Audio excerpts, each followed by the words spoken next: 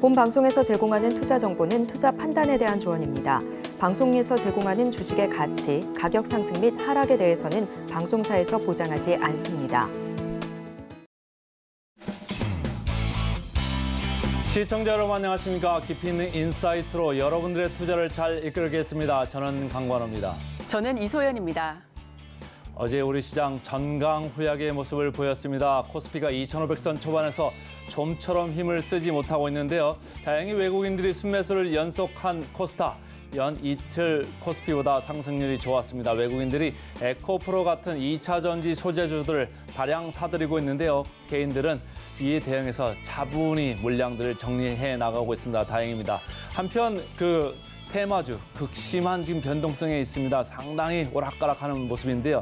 초전도체에서 다시 맥신주 갔다가 다시 초전도체 왔다 갔다 하면서 어지럽습니다. 좀 여러분들이 좀 잘 처신하시면 좋을 것 같고요. 다행인 것은 상해종합지수, 항생지수 모두 장막판 상승 마감했다는 점입니다. 간밤에 미국이 혼조로 끝났습니다만 오늘장 기대를 좀 해보겠습니다.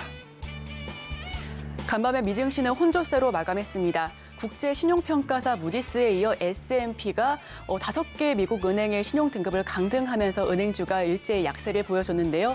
이런 가운데 미 10년물은 소폭 하락했지만 지금 2년물이 계속해서 5달 만에 5%를 상회하면서 이 부분 함께 짚어보시면 좋겠습니다. 이번 주 주요 이벤트들이 주 후반에 몰려 있습니다. 이 부분들을 꼭 참고하셔서 끝까지 집중해 보셔야겠습니다. 저희 서울경제TV와 본 방송도 함께 하시고요. 방송 끝난 이후에도 인사이트 얻어가시면 좋겠습니다. 지금 유튜브에 서울경제TV 검색하시면요. 지금 바로 함께 하실 수가 있으니까요. 지금 함께 해주시면 좋겠습니다. 자, 우리 증시 8도 우리 시청자 여러분들께서도 화이팅입니다. 화이팅! 미국 시장 그리고 암호화폐 시장 함께 알아보는 순서입니다. 오늘도 더드림 에센스의 우혜진 전문가와 함께하겠습니다. 안녕하세요. 네, 안녕하세요. 반갑습니다. 미국 시장 혼조로 끝났네요.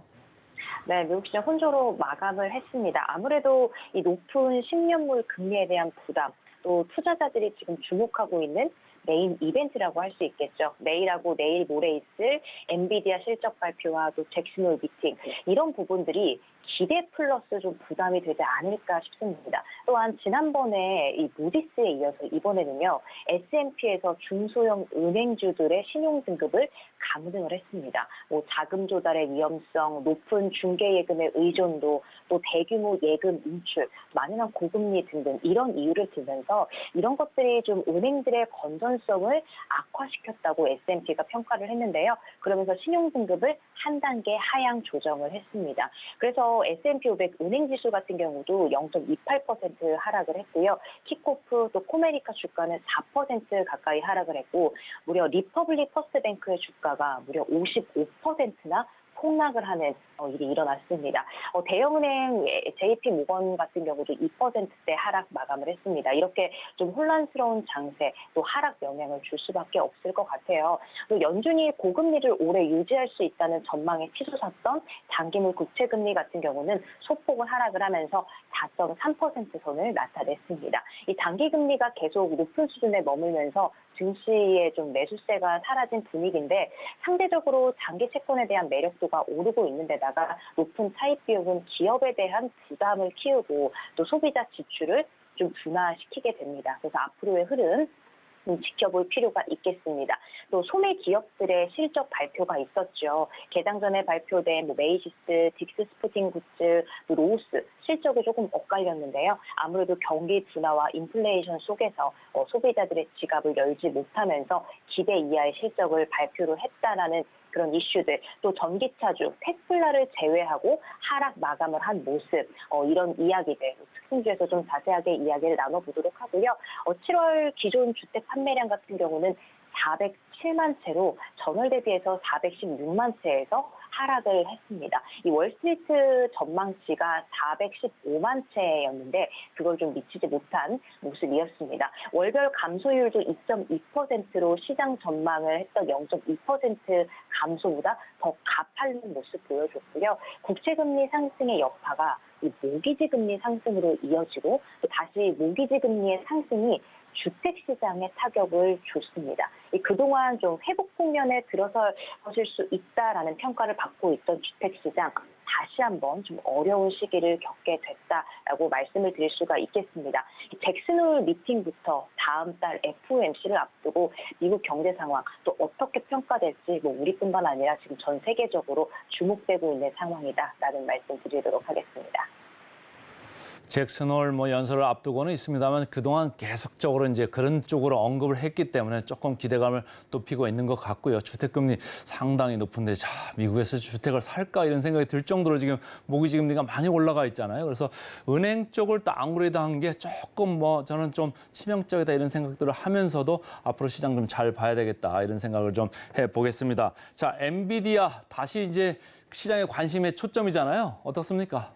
그렇죠. 엔비디아 같은 경우는 이미 상반기 때 엄청난 그런 기대감 때문에 주가 상승이 일어났었고 또 그런 상승분을 반납한 모습을 우리가 계속 봐왔었는데 엔비디아가 이제 실적 발표를 하루 앞두고 어제는 급등을 했었다고 오늘 다시 상승분을 반납하는 모습입니다. 아무래도 실적 주시를 할 수밖에 없는 상황인데요. 이 월가에서 최근 들어서 이 엔비디아의 목표가까지 상향을 계속하고 있고 최근 이 조정에도 장기적인 그런 성장 부분에서 낙관하는 분위기를 유지하고 있기 때문에 사실 실적 발표 어느 정도 좀 주가에 반영이 됐다라고 보는 그런 시선도 있고 아니면은 이제 앞으로 다시 한번 더 치고 올라갈 것이다. AI 관련된 부분들부터 시작을 해가지고 앞으로 좀 성장성 있는 부분으로 평가가 되기 때문에 내일 실적 발표에 조금 더 좀 주목을 하는 모습이라고 볼 수 있겠습니다.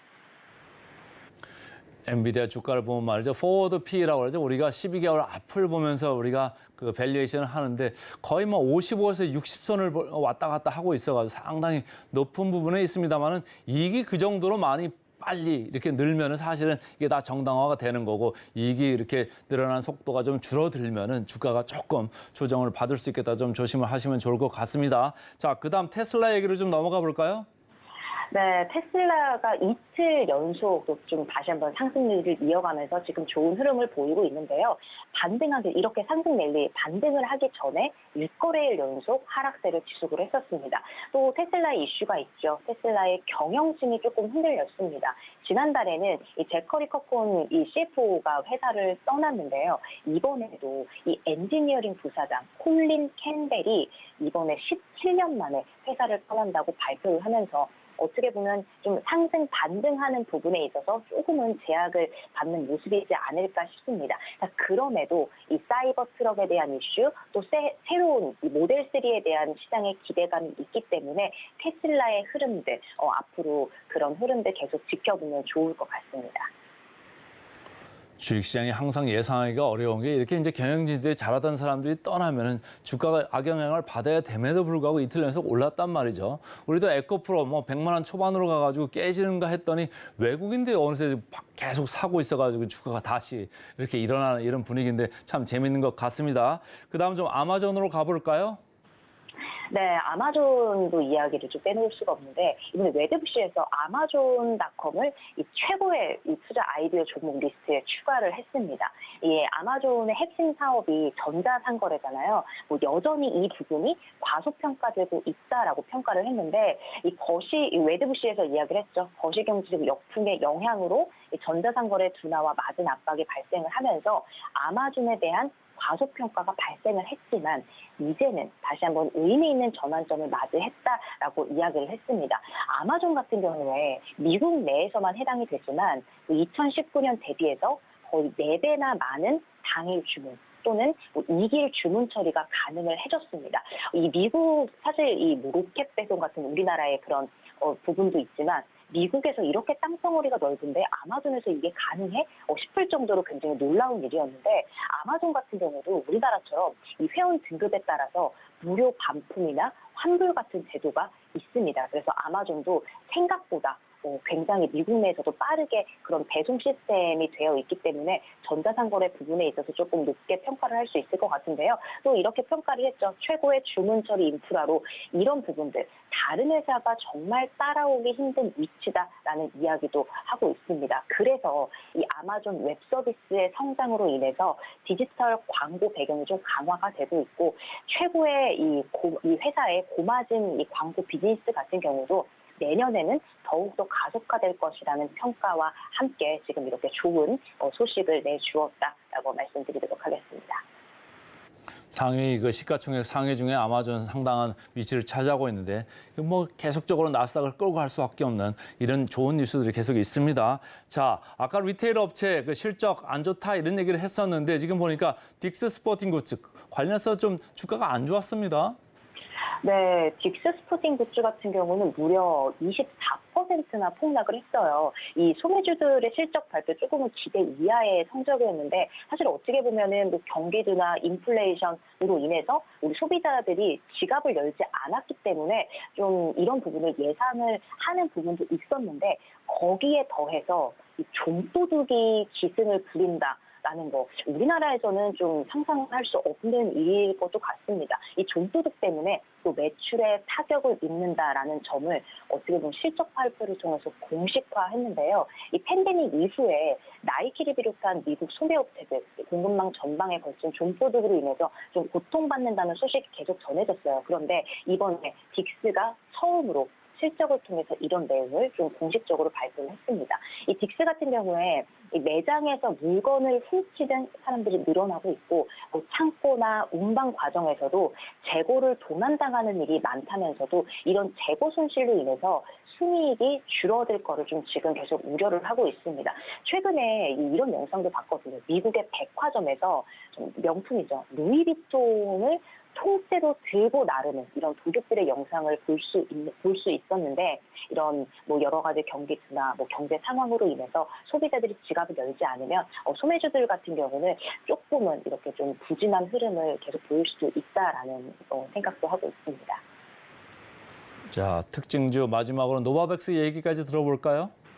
네, 노바백스 이 새로운 지금 코로나 변이가 생겼다는 소식과 함께 새로운 백신에 대한 이슈로 장중에 노바백스가 15%까지 폭등을 했는데요. 지금 백신주 연속해서 강세를 보이고 있습니다. 이 노바백스가 개발한 새 코로나 백신이 이 코로나19 변종 바이러스, 이 에리스라는 바이러스에 대한 면역 반응을 좀 생성을 했다라고 발표를 했습니다. 근데 에리스 이외에도 변이 바이러스에 정말 효과적이었다라는 지금 입장을 내놨습니다. 코로나가 지금 다시 조금 재유행을 하고 있는 상황, 거기에 더해서 여러 가지 좀 바이러스가 들어오고 있는 상황인데 요즘에 또 제약바이오, 또 헬스케어 기업들의 그런 주가 흐름이 굉장히 좀 좋게 흘러가고 있었잖아요. 그래서 앞으로도 좀 이런 부분들 계속 지켜보면 좋을 것 같다라는 말씀까지 드리도록 하겠습니다. 자, 노바백스 얘기까지 특징 좀 잘 들어봤고요. 자, 그 암호화폐로 빨리 가보죠. 비트코인 26,000까지 내려가지고 좀 반등을 하려나 했더니 이제 26,000달러 선까지 깨고 내려갔네요. 간단히 좀 들어볼까요? 네, 지금 뭐 비트코인 우리 돈을 원화로 따졌을 때 3,500만 원 선까지 폭락을 했습니다. 뭐 연준의 통화 긴축 이야기도 빼놓을 수가 없겠죠. 지금 또 거기에 더해서 중국의 2위 부동산 개발업체 이 헝다의 타산 이 보호 신청도 좀 한몫을 했다라고 볼 수가 있겠습니다. 이 투자 시장에서는 이 중국발 부동산 위기가 어떻게 보면 금융으로 확산될 것이라는 우려가 계속해서 커지고 있는데요. 이런 이유들로 인해서 위험 자산으로 사실 가상 자산이 분류가 되잖아요. 그래서 이런 부분도 투자가 위축될 거라는 이런 불안감이 확산이 되고 있고 최근에 이 스페이스X가 보유하고 있던 우리 돈으로 따지면 약 5천억 원의 비트코인을 전량 매도했다라는 소식이 전해지면서 이 또한 또 하나의 악재로 작용을 하고 있습니다. 자, 최근에 비트코인 시장 별로 안 좋습니다. 여러분들도 좀 주의를 하시면 좋을 것 같고요. 오늘도 우혜진 전문가와 함께했습니다. 고맙습니다. 네, 고맙습니다.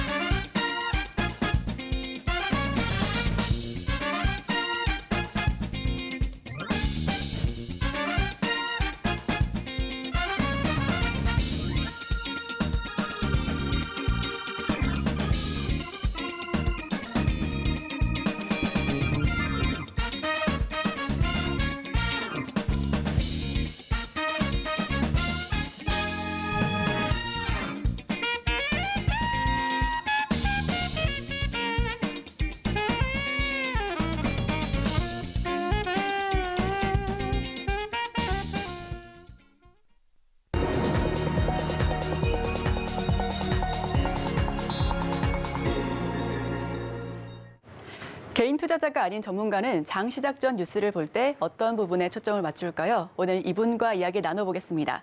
진희 인베스트먼트 정선호 대표 모십니다. 어서 오세요. 예, 반갑습니다. 네, 정선호 대표와 함께하는 오늘의 일면 화면을 통해서 만나보겠습니다.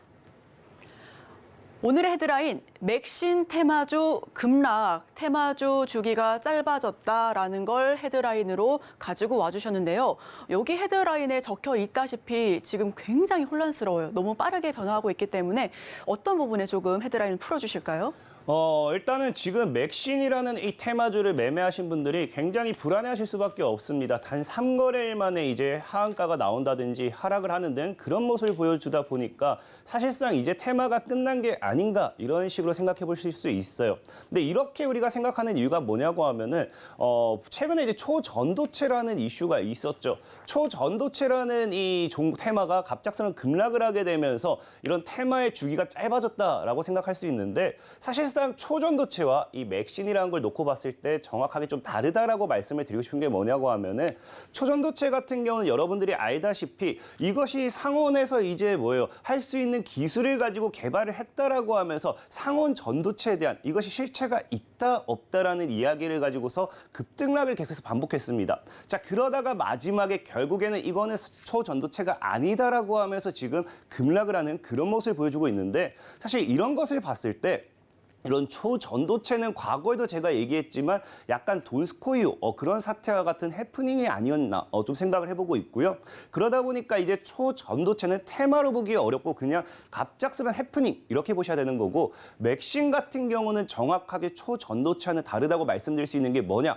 이미 2011년도에 이 물질이 발견이 되었습니다. 그러면서 이거를 나중에도 설명을 드리겠지만 상용화를 할 수 있냐 없냐의 부분의 차이였던 거고 지금 이제 맥신이라는 거는 일단 이 실체가 있는 부분이기 때문에 단기적인 테마로 끝나기는 어렵다고 좀 보셔야 돼요. 특히나 이제 과거에 여러분들이 우리가 대충 꿈의 물질이라고 이제 표현을 하죠. 이제 꿈의 물질 신소재라고 표현을 하는데 이게 맥신은 처음 들어보셨을 수 있어도 이제 그래핀이라는 건 좀 많이 들어보셨을 거예요. 그러면서 이 그래핀과 이제 맥신 그래서 과거에는 이제 상용화에 대한 기대감이 나왔던 게 그래핀 관련되어 있는 모멘텀 이게 좀 상용화에 대한 기대감이 있었는데 우리가 과거에 차트를 본다라고 하면은 이 그래핀 관련되어 있는 이슈 국일재지라는 종목이 좀 여러분들이 잘 아실 겁니다. 근데 국일재지라는 종목 같은 경우도 여러분들이 이제 기억하시는 분들이 딱 보시면 아시겠지만 지금은 아쉽게 거래 정지가 되어 있어요. 근데 과거 2019년도에 뭐라고 합니까? 상용화 연구 개발 매진 그러면서 국일재지 주가 날갯짓 언제까지라고 하는데 저 당시에 그래핀이라는 모멘텀을 가지고서 국일재지라는 종목은 저가 대비 10배 가까이 상승하는 그런 파동을 보여줬어요. 그렇기 때문에 지금 이 꿈의 물질, 이런 이 테마를 봤을 때 우리가 무시할 수 없다라고 좀 말씀을 드리고 싶은 거고 특히나 지금 상용화를 놓고 본다라고 하면은 그래핀 같은 경우도 아직 상용화가 되지 않았어요. 그럼에도 지금 시장에서도 뭐합니까? 이런 상용화에 대한 기대감, 국일재지에 대한 기대감이 또 나와준다라고 하면 반등을 하기 시작해요. 근데 더 재밌는 건 뭐냐고 하면은 우리가 다음 뉴스를 봤을 때 그래핀보다 뭐라고요? 전도도도 우월한 신소재 맥신이라고 합니다. 그러니까 우리가 같은 꿈의 신소재라고 표현을 하고 같은 기대감을 가지고 있지만 그래핀보다 더 맥신이 더 우월하다라는 거는 그래핀 역시도 10배를 갔는데 맥신이 더 갔으면 더 갔지 3일 만에 끝났다? 저는 그거는 좀 아니라 보고 있고요. 그리고 특히나 이제 그래핀 같은 경우는 상용화에 대한 기대감만 있었다라고 하면은 맥신 같은 경우는 아까 제가 앞에 실체가 있었다고 했죠. 이제 실체가 있는 이유가 무엇 때문이냐? 원래는 이제 2011년도에 이 물질이 개발이 됩니다. 하지만 이거를 상용화 못 시켰던 이유가 생산이 불가능해서가 아니에요. 생산이 불가능해서가 아니라 보통의 이제 이거를 가지고서 어디에 적용을 하려고 하면은 균일한 품질의 이 제품을 생산을 해내야 되는데 맥신 같은 경우는요. 분자 구조라든지 양이라든지 이런 거에 따라서 성질이 달라지게 되어 있어요. 그러다 보니까 어떤 제품에 이 맥신을 대입을 해야 되는데 적용을 시켜야 되는데 균일한 품질이 나와주지 못하다 보니까 똑같은 품질, 똑같은 제품을 생산하는데 한계가 있게 됩니다. 그러다 보니까 지금까지 대량 생산에는 제한이 있었던 거고 이번에 연구 개발을 통해서 밝혀진 게 뭐다? 대량 생산을 할 수 있는 기술, 균일한 품질의 제품을 만들 수 있는 생산할 수 있는 기술을 개발했기 때문에 앞으로의 뭐가 기대된다? 이 대량 생산을 우리가 기대해 볼 수 있다는 겁니다. 그럼 이것이 대량 생산이 되었을 때 우리가 앞으로 이제 어디에 사용할 수 있느냐가 중요하겠죠. 사실 생산을 해놓고 사용하는 곳이 뭐 굳이 우리나라 증시에 도움이 되지 않는 곳, 이 실생활에 도움이 되지 않는 그런 곳에 사용이 된다라고 하면은 우리가 이거를 좋게 볼 필요는 없어요. 하지만 이 맥신이라는 것이 이제 우리가 적용할 수 있는 게 뭐가 있냐고 하면은 여러분들이 좋아하는 반도체에도 적용할 수 있고요. 아니면은 제약, 의약품에도 적용할 수 있고요. 이제 센서 쪽으로도 적용이 가능하고 더불어 더 나아가서 여러분들이 좋아하는 배터리에도 적용이 가능해요. 근데 배터리 같은 경우는 특히나 여러분들이 더 좋아할 수밖에 없는 이유가 지금 또 뉴스를 잠시 보여드린다라고 하면 어디로까지 적용이 되느냐? 2차 전지. 이제 응급제용으로서 이제 배터리에 적용이 가능해요. 그래서 뉴스 자료를 조금 봤을 때 뭐라고 표현을 하느냐. 차세대 리튬 금속 전지의 응급용 소재로 주목을 받는다고 했죠. 하지만 이것이 대량 생산, 상용화가 불가능했기 때문에 이걸 적용해가지고 응급용 배터리를 만드는 게 제한이 됐던 거고 이거를 통해서 이제 배터리를 만들었을 때 뭐라고 합니까? 기존 리튬이온 전지의 몇 배, 10배 이상 높은 용량을 확보할 수 있다고요. 우리가 전기차에서 가장 문제되는 게 주행거리와 충전 시간이겠죠. 보다 너무나 짧은 주행거리, 그다음 너무나 긴 충전 시간. 이게 충전 시간까지 잡지는 못하지만 동일한 충전 시간의 몇 배, 10배가 넘는 용량을 확보한다는 거는 굉장히 앞으로의 배터리의 주행거리를 늘릴 수 있는데 획기적이다라고 좀 볼 수 있기 때문에 이런 배터리 관련된 부분, 특히 어제 에코프로 같은 경우도 제가 나중에 다시 설명드리겠지만 급등이 또 나와줬어요. 추가적인 상승이 나와주다 보니까 2차 전지는 죽지 않았구나라고 많은 분들이 생각을 할 겁니다. 그럼 이 과정에서 2차 전지와 배터리, 이런 이 주행거리를 늘릴 수 있는 기술력을 가지게 된 맥신이 다시 한번 주목받을 수 있다. 이거 좀 생각해 주시면 좋겠습니다. 자, 그리고 마지막으로 이게 우리가 끝났다, 3일천하다 이렇게 표현할 수 없는 이유가 뭐냐고 하면은 급락에 대해서 많은 분들이 이제 걱정을 하잖아요. 그러니까 이게 초전도체와 계속 다르다라고 이야기했는데 초전도체 같은 경우는 확실하게 이게 계속해서 공방을 했던 게 뭡니까? 맞다, 아니다, 맞다, 아니다. 그러니까 아니다가 나오면 뭐다? 악재고요. 맞다가 나오면 호재가 됩니다. 그러다 보니까 아니다라는 내용이 나올 때마다 급락이 나왔던 거고 결과론적으로 아니었다라고 하니까 하한가를 가게 되는 거죠. 근데 이제 이유 없는 악재는 이제 우리가 맥신 같은 경우는 아무 이유가 없었어요. 물론 그런 건 있었습니다. 이 기업에서 이게 우리 회사가 맥신과 관계가 없어요. 이거는 악재가 맞아요. 하지만 여러분들이 알고 가셔야 되는 게 모든 테마주들은요. 기업들은 우리는 몰라요. 우리는 아니에요 해요. 하지만 개인들이 이것이 맞다라고 생각하는 순간 기업은 아니다 하더라도 계속해서 올라가는 경우가 많습니다. 그런 관점에서 봤을 때 이런 악재는 사실 안 나왔다 저는 좀 말씀드리고 싶고 우리가 이 악재가 나오지 않았기 때문에 이거는 개인을 털기 뿐이다. 지금까지 차트를 봤을 때 많은 종목들의 흐름을 봤을 때 이런 하락은 늘 나왔던 거예요. 지금 우리가 과거에 제가 소개시켜드렸던 파워로직스도 한번 볼게요. 초전도체 관련되어 있는 이슈로 파워로직스라는 종목의 차트를 보고 간다라고 하면은 제가 아마 저 당시에 이제 이틀 뒤인가 소개를 시켜드렸을 겁니다. 근데 보면은 분명히 금요일장에 하한가를 기록해요. 갑자기 하한가입니다. 근데 어떻게 돼요? 하한가를 가자마자 조금 조정을 주고 주가는 단기간에 2배 이상 다시 급등을 하는 모습을 보여주고 있어요. 그 다음 종목을 또 보고 가도록 하겠습니다. 자, 그 다음 종목을 본다라고 하면은 이제 아까 아마 앞서 말씀드렸던 이제 국일제지라는 종목이 또 나와 줄 거예요.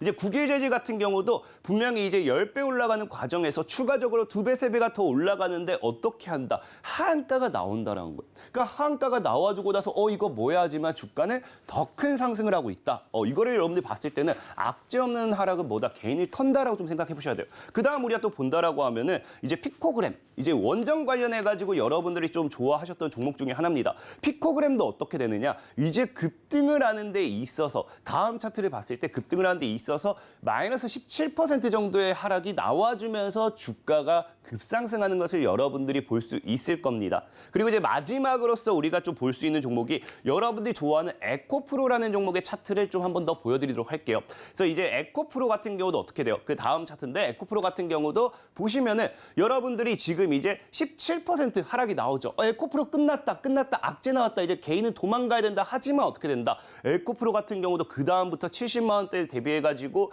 마이너스 17%, 70만 원짜리가 마이너스 17%라는 거는 웬만한 저가형 스모켓 종목은요 하한가 두 방 나온 수준입니다. 하한가 두 방 수준이라고 생각하셔야 되는데 이 종목이 어떻게 되느냐? 해당 자리에서 급락이 나와주고 2배가 상승을 해주죠. 이처럼 우리가 주식에서는 무조건 하락을 했기 때문에 끝났다라고 말을 할 수는 없어요. 정말 악재가 나온 게 아닌 이상은 테마가 끝났다라고 표현을 할 수도 없을 뿐더러 제가 보는 관점에서는 맥신이라는 종목은 아직 테마적으로 봤을 때, 차트적으로 봤을 때 물량을 소화하는 정도의 하락이었을 뿐 더 큰 하락이 나오지 않았기 때문에 지금 자리에선 여러분들이 오히려 빠질 때 주워가도 여러분들이 장기적으로 봤을 때는 어차피 우리가 상용화가 된다고 하잖아요. 이 상용화 과정에서 이제 주가는 계속해서 반복하면서 올라갈 수밖에 없습니다. 지금보다는 더 싸질 수 없다라고 생각하기 때문에 저는 저가 매수의 기회로 노려도 괜찮겠다. 굳이 불안해하지 않으셔도 괜찮다. 최근 테마주 이런 이 초전도체 때문에 굉장히 불안해하실 건데 불안해하지 마시라라고 좀 말씀을 드리겠습니다. 네, 테마주 주기가 갈수록 짧아져서 굉장히 고민이신 분들 많을 것 같습니다. 어제 우리 시장을 좀 간단하게 포인트 잡아서 얘기를 하자면요. 빛과 소금이 닳다가 아닐까 싶은데요. 빛은 갑작스럽게 네가 왜 이렇게 오르지 했었던 신성 델타테크, 소금은 인산가 이렇게 두 가지 종목 상한가에 진입했습니다. 굉장히 테마별로도 주기가 점점 더 짧아지고 급등락도 굉장히 반복하고 있는 만큼 우리 포인트들 잘 잡아봐야겠습니다. 말씀해 주셨던 것처럼 맥신은 지금 실체가 있다라는 점에 초점을 맞춰서 이야기를 또 나눠봤고요. 금속층과 탄소층이 교대로 쌓인 2차원 나노물질, 높은 전기 전도성과 우수한 전자파 차폐 능력을 갖췄다라고 정의가 되어 있습니다. 그렇다면 많은 분들께서 그럼 어디다 쓰인다는 거야? 라고 했을 때 말씀해 주셨잖아요. 배터리에 쓰일 수 있다. 자, 그렇다면 이제 우리 투자 포인트 잡아봐야 할 것 같은데 그럼 투자 포인트가 배터리일까요? 맞습니다. 또 배터리로 또 이게 아이러니하게 연결이 돼요. 제가 이제 뭐 방송을 할 때마다 자꾸 뭐 기승전 배터리가 되는 것 같은데 이게 사실은 아까 앞서 말씀드린 내용 그대로입니다. 우리가 이제 이 배터리를 눈여겨봐야 되는 게 뭐냐고 하면은 맥신이라는 것이 기존에는 상용화가 되지 못했다라고 했잖아요. 근데 이제 이게 이 대량 생산할 수 있는 이 품질, 똑같은 품질로 대량 생산할 수 있는 기술이 개발이 되면서 앞으로 상용화가 된다라고 하면은 우리가 늘 말하지만 2차 전지 배터리의 문제점들이 계속해서 제기가 되고 있어요. 하지만 새로운 이 2차 전지, 뭐 응급제 배터리가 되었던지 이 전고체 배터리가 되었던지 이런 것들에 이제 활용을 하지 못하고 생산해내지 못하는 이유가 기술력이라는 부분이 어느 정도는 따라오게 됩니다. 하지만 맥신이라는 것이 뭐 하게 된다고요? 아까 응급제용 배터리에 이제 사용이 되면서 충분히 응급제 배터리를 더 앞으로 상용화시키는데 이제 앞으로 이제 촉각제가 될 수도 있다라고 좀 보시면 좋고요. 그다음에 제일 중요한 건 뭐냐고 하면은 사실 그래요. 보통 상용화가 되면은 그 기업이 수혜를 받겠지, 그 상용화를 시킨 생산하는 이 기업이 받겠지라 생각을 합니다. 근데 우리가 전기차를 본다 하더라도 사실 전기차를 생산하는 기업, 현대차라든지 이런 기업들의 주가의 상승률이 미비해요. 하지만 늘 뭐가 올라간다? 이것이 상용화되면서 반사이익을 가지고 빠르게 성장할 수 있는 그런 기업들이 오히려 반사이익을 받아요. 그러다 보니까 전기차가 상용화되고 2차 전지 배터리가 더 크게 가는 것처럼 이제 뭐다? 이 맥신이라는 것이 상용화되면은 사실 이제 응급제 배터리가 더 빠르게 상용화될 수도 있겠죠. 그럼 역시나 응급제 배터리에 대한 기대감을 우리가 좀 생각을 해봐야 되는데 여기서 추가적으로 봤을 때 우리가 리튬이 올랐던 것처럼 응급제 배터리를 만들 수 있는 게 뭐다? 이제 맥신이라고 했잖아요. 그럼 이제 응급제 배터리의 핵심 재료로 이용이 될 수 있는 맥신 역시 맥신 테마가 다시 한번 배터리발 이슈와 함께 상승하기 충분하다라고 좀 말씀을 드리고 싶고 그다음에 제일 중요한 거는 이제 우리가 사실 어제 에코프로를 봐야 돼요. 이제 에코프로의 차트를 제가 한번 좀 보고 가도록 할게요. 에코프로라는 거는 제가 이제 서울경제 이 방송에 맨 처음 나왔을 때부터 그랬던 것 같아요. 제 첫 방송의 주제가 황제주 등극한다, 100만 원 넘어간다, 사야 된다라고 얘기했던 게 에코프로고 지금도 계속 얘기했죠. 그 당시에 얘기했던 게 MSCI 지수 편입과 함께 2배 정도는 더 가는 흐름을 보여주는 종목들이 많았다에 집중해봐야 되는 거고 그다음에 에코프로 머티리얼즈 상장하기 전에 절대적으로 죽을 수 없다라고 말씀을 드렸습니다. 근데 지금 이제 보면 에코프로 이게 주식의 단기적인 차트를 볼게요. 과거에 100만 원대에 정말 강한 저항을 맞았습니다. 100만 원을 뚫고 이제 황제주에 등극을 해버리게 되죠. 그러면서 이제 우리가 150만 원까지 찍었다가 대략적으로 130만 원 정도 차트의 고점을 만들게 되는데 갑작스럽게 다시 급락이 나오면서 100만 원대를 어떻게든 지켜내죠. 그러면서 저 자리가 지금 추가적인 개인 리턴은 물량 소화 자리였다라고 하면은 이 130만 원, 우리가 차트를 뜯어봤을 때 130만 원을 양봉 돌파 안착하는 순간 우리가 뭐라 표현하느냐, 캔들의 고점을 돌파를 했다라고 하면서 다시 신고가 패턴에 대한 기대감이 생기게 돼버려요.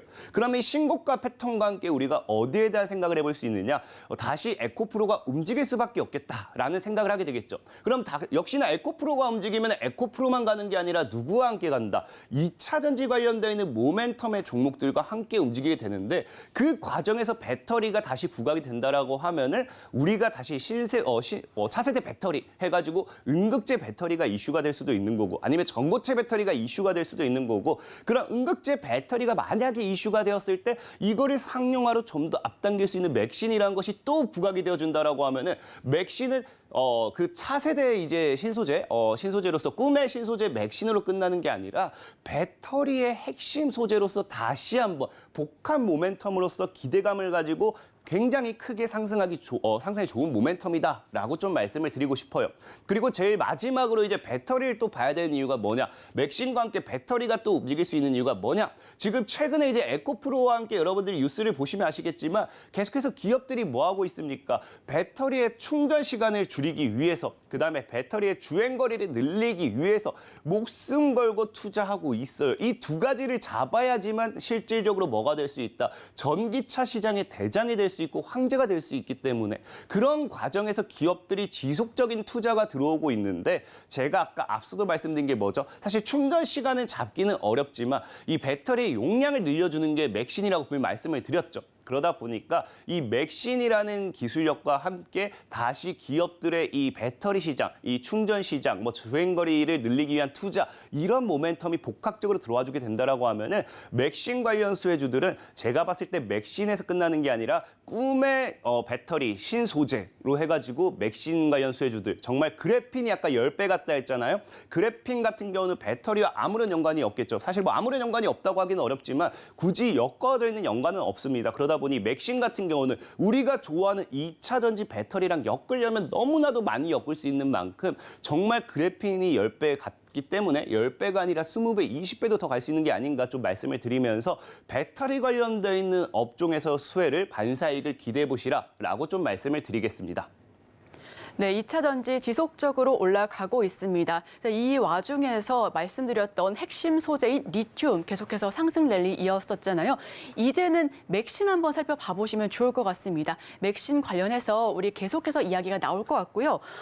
지금 음극재 같은 경우는 충전 속도와 수명을 결정한다라고 하고 또 양극재는 배터리의 용량과 평균 전압을 결정한다라고 하는데 투자 포인트는 저희가 배터리로 잡아봤습니다. 그렇다면 수혜를 볼 수 있는 그런 업종 그리고 종목들 까지도 이야기 마저 들어볼게요. 수혜를 볼 수 있는 업종은 사실 배터리 중에서도 방금 얘기했던 이 음극재 배터리. 이제 우리가 양극재, 음극재, 전고체 많이 나뉘는데 음극재 배터리로 좀 이제 여러분들이 딱 찍어서 보시면 좋을 것 같고요. 그래서 여기서 오늘 처음 소개시켜드리고 싶은 종목은 나노라는 종목이 있어요. 일단은 나노 같은 경우는 기본적으로 이제 음극재 배터리라고 했을 때 제가 분명히 맥신이 핵심 소재로 사용이 될 거다라고 말씀을 드렸잖아요. 근데 이제 맥신 같은 경우도 이거를 구성하는 데 있어서 티타늄이 필수 재료입니다. 필수 재료. 필수 재료인 만큼 우리가 과거에도 이제 양극재 배터리의 필수 재료, 2차 전지 배터리의 필수 소재 해가지고 리튬이 굉장히 크게 왔던 것처럼 맥신 역시도 결국 맥신이 올라가기보다는 이 소재, 이 구성 소재인 뭐다? 티타늄에서 반사이익을 가지고 가지 않을까 좀 생각을 해봤을 때 나노라는 종목은 뭐예요? 티타늄 관련 특허를 보유하고 있기 때문에 충분히 반사이익을 받을 수 있다라고 좀 말씀을 드리고 싶고요. 동시에 이제 나노 같은 경우는 여기서 끝나는 게 아니라 스페인 쪽으로서 이 자동차 부품 공장을 이제 가지고 있습니다. 그러다 보니까 과거에 테슬라에서도 뭐 한다? 자동차 부품, 소재 부품 장비 이런 것들도 우리가 눈여겨봐야 된다 분명히 말씀을 드렸죠. 이 소부장 관련되어 있는 투자 이슈가 나왔을 때마다 그때 같이 움직여줬던 종목이 나노예요. 그러다 보니 앞으로의 2차 전지가 끝이 아니라 자율주행차라든지 전기차라든지 이런 이 섹터 섹터들의 상승이 나와줄 때 부품 관련되어 있는 모멘텀으로도 수혜를 받을 수밖에 없습니다. 그리고 차트가 굉장히 상방 직전의 차트라 느껴진 게 뭐냐고 하면은 일단 일봉 차트를 먼저 보고 가도록 할게요. 자, 일봉 차트를 보고 간다고 하면은 이제 이 차트를 봤을 때 여러분들이 느끼는 게 있을 겁니다. 무엇을 느끼느냐? 과거에 약 1,700원대겠죠.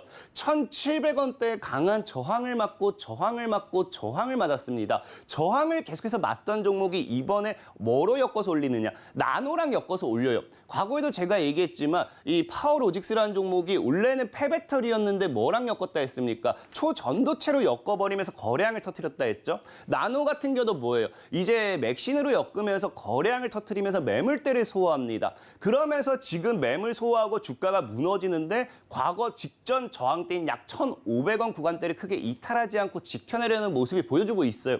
그렇다라는 건 지금 자리가 물량을 다시 잡아먹고 끌어올릴 수 있는 자리가 될 수 있지 않을까 좀 생각을 해보시면 좋을 것 같고요.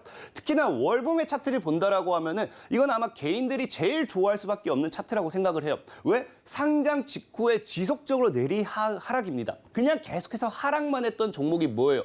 하락하다가 하락 추세대를 돌파하면서 지금 이제 삼각 수렴이 완성이 되죠. 삼각 수렴과 함께 돌파하면서 점진적인 우상향을 가지고 가다 보니까 이런 자리가 뭐다? 이제 상승 추세도 하단에 살짝 그려놨죠. 이런 식으로 우상향하게 되면서 2,000원대를 돌파했을 때 정말 강한 상승 시세를 우리가 기대해 볼 수 있겠다. 그렇다라고 하면은 나노라는 종목이 지금 1,500원이거든요. 한 1,200원 이 정도까지 그래도 우리가 이미 급등이 나왔던 종목이 정말 개인을 제대로 턴다고 하면 마이너스 40, 50% 빠집니다. 그러다 보니 개인을 턴다는 과정하에 한 1,200원, 1,300원까지 여유롭게 분할매 포지션을 잡는다라고 하면은 1,000원까지 손절가를 잡았을 때는 여러분들이 안전하게 저는 정말 이 맥신이라는 테마로 나노가 끌어올린다고 하면은 신고가 패턴까지 간다고 하면 7배도 올라갈 수 있는 열린 구간이 7배겠죠. 8,000, 7, 8,000까지 노려볼 수 있는 종목이지 않을까 좀 소개를 시켜드리도록 하겠습니다. 네, 첫 번째 종목 나노 이야기를 나눠봤습니다. 자, 이 종목과 관련해서도 두 번째 종목 이야기 빠르게 들어봐야 할 것 같은데요. 지금 두 번째 종목 또 세 번째 종목까지 있으니까요. 저희 바로 달려보겠습니다. 알겠습니다. 그럼 빠르게 설명을 드리도록 할게요. 자, 두 번째는 나인테크라는 종목이에요. 나인테크는 이제 설명을 안 드려도 최근에 이제 다들 아실 거예요. 이제 나노 화학소재 공학과학팀과 이제 업무 협약을 체결하게 되면서 그래핀, 맥신 이런 관련 수혜주로 엮이게 됩니다. 자, 그러면서 중요한 게 이 나인테크 같은 경우도 앞에 얘기했다시피 2차 전지 관련돼 있는 소부장 업체로서도 수혜를 받을 수 있다라고 좀 말씀을 드리고 싶고 차트만 빠르게 먼저 설명을 좀 드리면서 세 번째 넘어갈게요. 자, 차트 같은 경우도 보면은 저런 식으로 해서 우리가 뭐합니까? 이제 하락 추세라고 하죠. 하락 추세대를 돌파하고 저항대를 돌파하면서 뭐예요? 돌파와 함께 윗꼬리를 남겼는데 지금 4,100원에서 4,700원 이 구간이 중요한 거예요. 사실 이슈보다 4,100, 4,700 이 구간이 왜 중요하냐? 직전의 저항대가 4,100원이고요. 그 직전에 최직전의 저항대가 4,700이죠. 이 두 가지 저항대를 다 뚫었다가 조정을 줍니다. 근데 딱 이 구간이 우리가 보통 뭐라고 하느냐? 조정 구간에서의 이제 매수 구간이다라고 말씀을 드리면서 지금 자리에서 꼬리를 잡아보시면 좋겠다라고 좀 말씀을 드리겠습니다. 네, 저희 시간 관계상 두 가지 종목만 들어보겠습니다. 첫 번째 종목 나노였고요. 두 번째 종목 나인테크였는데요. 저희 지금 핵심 계속해서 말씀드렸던 음극재 배터리와 관련된 종목들입니다. 이 이야기들 너무 중요한 얘기들인데 지금 시간 관계상 랩을 해주셨어요. 지금까지 진해인베스트먼트 정선호 대표와 함께했습니다. 오늘 말씀 고맙습니다. 감사합니다.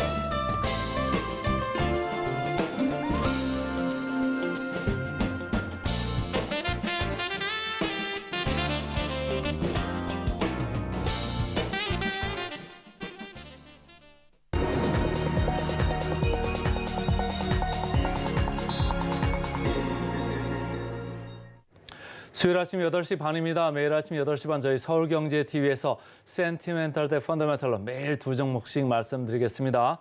오늘도 호텔 신라 센티멘탈로 먼저 말씀을 드리고요. 노바렉스 펀더멘탈로 이렇게 말씀을 드리겠습니다. 이 두 종목의 공통점은 중국입니다. 호텔 신라는 관광객이 들어오는 인바운드 수요를 볼 거고요. 노바렉스는 중국으로 상품을 수출하거든요. 그러니까 아웃바운드 수요를 좀 보겠습니다. 자, 호텔 신라 들어가겠습니다. 호텔 신라 최근에 주가 차트를 보시죠. 중국 관련주들이 호텔 신라뿐만이 아니고 전체적으로 급등을 했었죠. 중국에서 단체 관광객 온다 이런 뉴스가 있지 않았습니까? 그래서 전체적으로 올라왔는데 저희가 그동안 현대백화점, 호텔 신라, 신세계 이렇게 중점적으로 말씀을 드렸었는데 오늘 다시 호텔 신라를 말씀을 드립니다. 어제 잠깐 좀 더 올라가는 모습이 나왔죠. 그래서 급등 후 숨 고르기다 제가 이렇게 생각을 해서 오늘 다시 말씀을 드립니다. 최근에 나왔던 뉴스죠. 단체 관광이 허용이 돼가지고 면세점, 화장품, 카지노 이쪽 주가가 상당히 좋았습니다. 그래서 6년 만에 이렇게 단체 비자 발급이 이제 허용이 되면서 우리나라에 뭔가 좀 모멘텀이 오지 않겠느냐 했는데 중국 경제 좀 안 좋다 이런 얘기 나오면서 주가가 이렇게 빠진 거잖아요. 그렇지만은 조금 더 좋게 봐도 되겠다 이런 생각들을 하는 데가 점점 많아지는 것 같습니다. 한화투자증권에서 리포트가 나왔는데요. 최대 수혜주로 호텔 신라를 꼽고 있습니다. 그래서 리레이팅, 그러니까 주가 재평가가 진행될 거다 이런 생각들을 많이 하는 것 같아요. 그래서 보면은 면세점 사업 비중이 높은 거를 좀 좋은 점으로 이렇게 치고 있습니다. 아무래도 면세점 쪽이 이쪽 호텔 레저 쪽보다 마진이 좋지 않습니까? 그리고 인바운드 이렇게 들어오다 보면 이쪽 호텔 신라가 여행사들하고 이제 네트워크가 좋습니다. 그렇다고 보면 단체 관광객들이 이쪽 쇼핑하러 많이 올 수 있게 이런 그 끈끈한 뭔가 있기 때문에 많이 들어온다고 하면은 따이공들 그러니까 보따리 상들이 살 때보다는 단체 관광객들이 들어와서 살 때 마진이 더 좋다고 합니다. 그러면 마진이 더 좋아지겠죠? 그래서 여러 가지로 좀 좋은 여건에 있는 호텔 신라입니다. 그래서 목표 주가를 15만 원으로 상향을 했습니다. 제가 23년 PER을 좀 그 점검 차원에서 보는데요. 글로벌 텍스프리 최근에 주가가 상당히 셌습니다만 벌써 많이 올라가 있네요. 21.8배까지 가 있는데 호텔 신라 18.8배에 와 있습니다. 이따가 역사적 밸류밴드 보겠습니다만 보통 중국 관련주가 조금 기승을 부릴 때는 25배, 많이 갈 때는 뭐 30배도 갔을 때가 있습니다만 전체적으로 타겟을 25배 정도 생각하시면서 접근하시면 좋을 것 같다 이런 개인적인 생각입니다.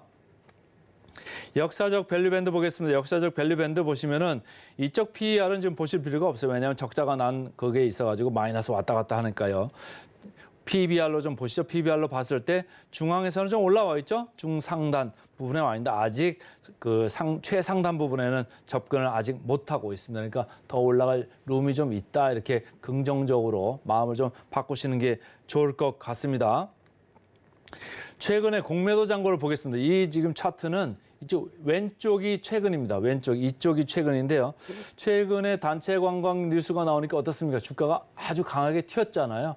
튀다 보니까 외국인들 입장에서는 그리고 기관들 입장에서는 공매도를 많이 친 사람들은 이거를 강제적으로 환수를 당할 수밖에 없습니다. 왜냐하면 가만히 내비뒀다가는 손해를 더 막심하게 보지 않습니까? 그러니까 그동안 벌써 한 일주일 열흘 상관으로 50만 주를 여기서 걷어들였습니다. 이 사람들이 산 거죠. 그것 때문에 주가가 더 많이 올라갔다 이런 얘기고 개인들은 이렇게 주가 올라오는 동안 거기에다가 계속적으로 물량을 팔았죠. 그러니까 개인들은 좀 여유가 있는 거죠. 최근에 에코프로도 외국인들이 사들어오고 있는데 개인들은 걷다가 계속 물량을 던지고 있습니다. 그러니까 차익 실현을 하는 거죠. 호텔 신라도 마찬가지 경우였습니다.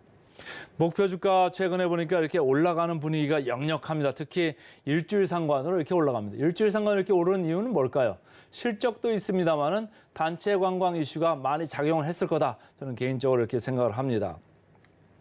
그래서 목표 주가 대비 괴리율을 제가 쭉 살펴봤습니다. 목표 주가 대비 괴리율에서 호텔 신라는 31% 이렇게 나오고 있는데요. 저희가 최근에 센티멘탈 펀더멘탈에서 현대백화점도 말씀드렸고 호텔 신라도 이번에 두 번째 말씀드린 거죠. 신세계도 말씀드렸는데 신세계 밸류에이션이 상당히 쌉니다. 그래서 목표 주가가 아직 많이 남아있다. 그래서 오늘은 센티멘탈로 최근에 분위기 좋은 호텔 신라부터 말씀을 드렸습니다. 그다음에 이제 펀더멘탈입니다. 펀더멘탈 건기식 하는 업체입니다. 노바렉스 어제 저희 시간에서도 했는데 제가 보니까 리포트가 나왔고 참 좋은 회사가 되고 있다 이런 생각이 들어서 오늘 다시 가져왔습니다. 그래서 중국에서 성장세가 예상을 뛰어넘고 있다 이런 얘기예요. 2분기 실적이 나오는데 중국 쪽에서 특히 수출 쪽에서 작년 동기 대비 115%가량 이렇게 늘어나는 지금 아주 초고속 성장세를 보이고 있어. 아주 좋은데 특히 이쪽이 드러나는 거 좋은 이유가 뭐냐면 마진이 좋은 거예요. 해외 매출 비중이 10%대에 있다가 이제 26%까지 올라왔습니다. 국내보다는 해외 매출 비중이 마진이 높기 때문에 이 회사 전체적으로 수익성이 좋아질 수밖에 없다. 이렇게 이해를 하시면 좋고요.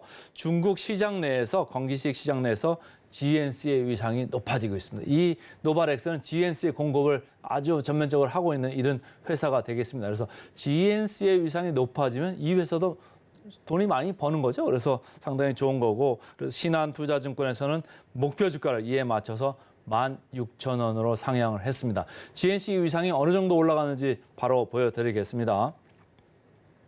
자, 23년 1월입니다. GNC가 거의 6위권에 와 있죠.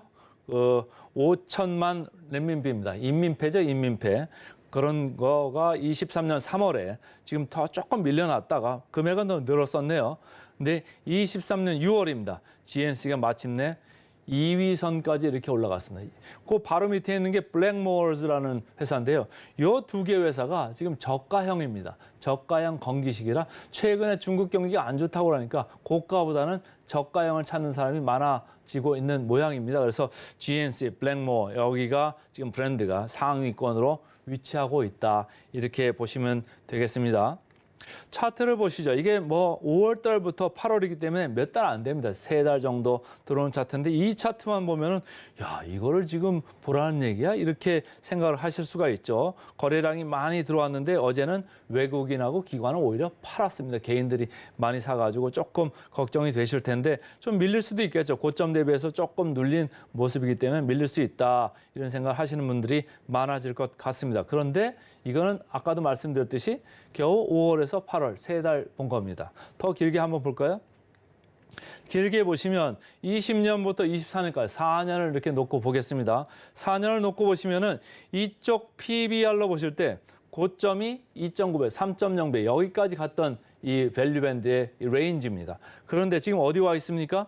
0.7배를 부딪히고 지금 이렇게 올라오고 있습니다. 서서히 올라오고 있고요. PR로 보셔도 마찬가지입니다. 지난 4년 동안에 고점으로는 뭐 15배도 넘어갔던 이런 회사인데 최근에 7배까지 내려왔다가 이제 고개를 들은 겁니다. 그러니까 아까 말씀드린 이렇게 단기로 봤을 때는 높이 올라와 있는 것 같지만 더 장기로 놓고 봤을 때는 바닥권에 있는 저점상에 있다 이렇게 보시면 되겠습니다. 목표 주가 최근에 아주 급하게 올라오고 있고요. 12,000원대에서 16,000원대로 이렇게 올랐습니다. 그래서 CER로 보니까 8.8배입니다. 금년 기준으로 8.8배인데 여기 어디를 대상으로 하고 있다고 그랬죠? 중국 대상입니다. 중국 대상으로 영업하는 회사가 PER이 8.8배다. 이렇게 싼 주식이 없는 것 같습니다. 저는 이렇게 싼 주식을 본 적이 없고요. 그러니까 이번에 조금 내릴 수 있습니다만은 좀 좋은 타이밍에서 고르셔도 좋겠다. 자, 목표 주가 대비해서 상승 여력 37%입니다. 그래서 오늘은 센티멘탈로 호텔신라, 펀더멘탈로 노바렉스 말씀을 드렸습니다.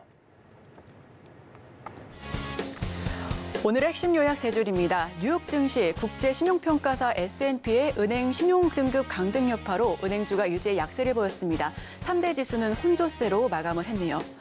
오늘의 일면 맥신 테마주 급락, 조정장의 테마주 주기 짧아져 하지만 음극재 배터리로 모멘텀을 지속할 수 있다는 기대감 살펴봤습니다. 나노와 나인테크를 꼽아봤고요. 마지막으로 센티멘탈 대 펀더멘탈. 센티멘탈은 호텔신라 계속해서 말씀을 드려왔었죠. 펀더멘탈은 노바렉스 건강기능식품업 뽑아봤습니다. 저희는 바로 이어서 증시 구로 돌아오겠습니다. 저희 계속해서 서울경제TV와 함께해 주시죠.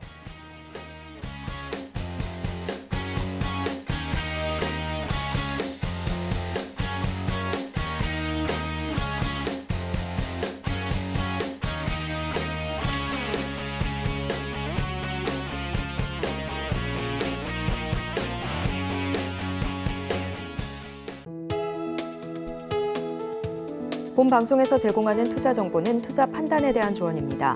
방송에서 제공하는 주식의 가치, 가격 상승 및 하락에 대해서는 방송사에서 보장하지 않습니다.